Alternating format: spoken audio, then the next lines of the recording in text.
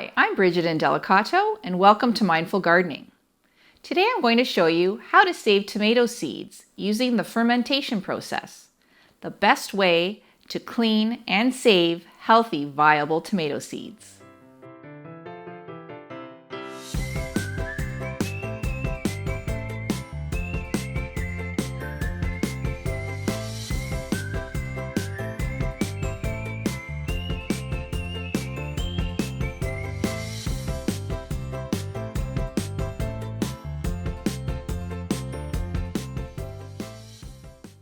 In my previous video, tomato planting, I was planting this gorgeous variety, Indigo Rose Cherry Tomato. They're large, juicy, and high in antioxidant, as you can see by its dark skin, and this coloring deepens depending on where the sun hits it. It's a prolific vine that does take its time to ripen, but is well worth the wait.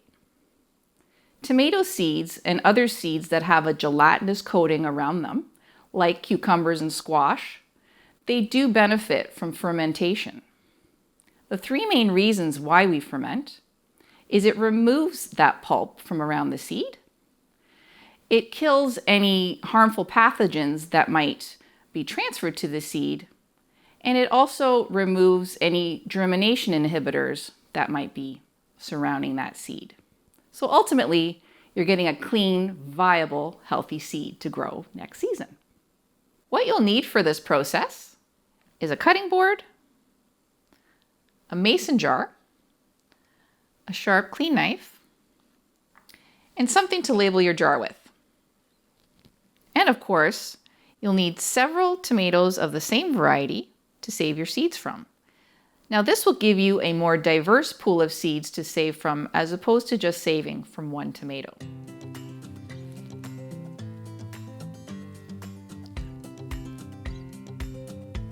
Beautiful seeds inside.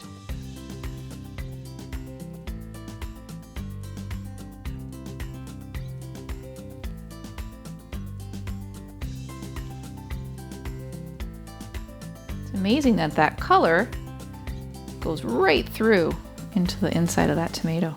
Now I'm going to squeeze the seeds, the juice, and the pulp into my jar.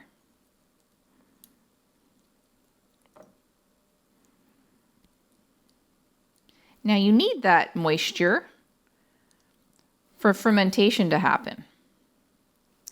If you don't have enough juice from your tomatoes, you can add some water.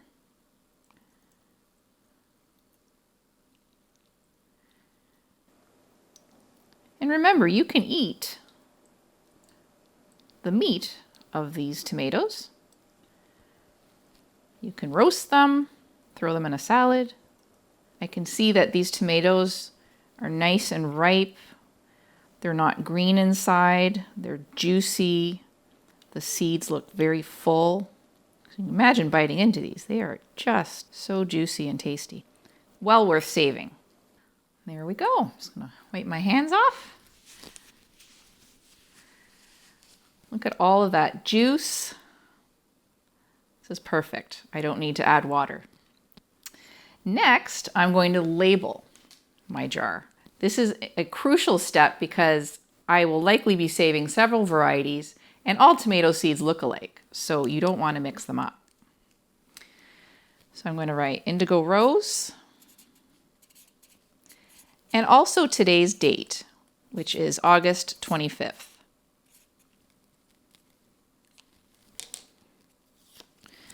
And I will stick that on the side of my jar.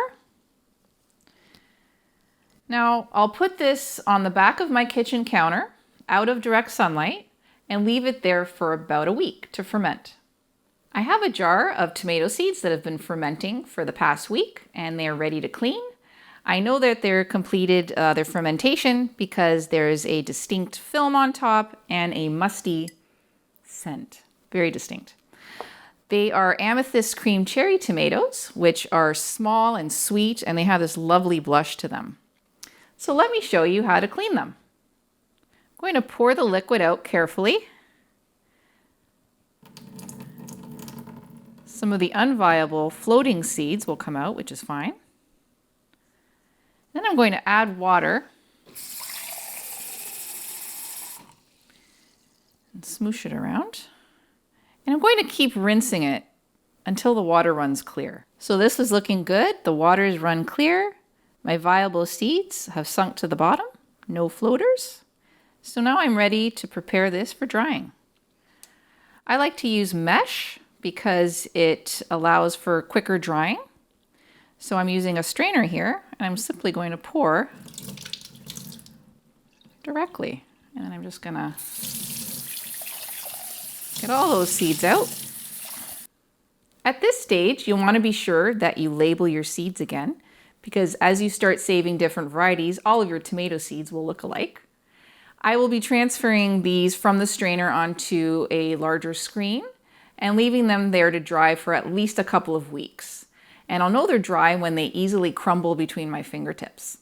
Then I'll put them into paper envelopes or paper lunch bags and then store them in a storage bin with a lid on top in my cool, dark basement until next season. Be sure to like this video and subscribe. Thank you for watching. Can we watch it? Look at my seeds.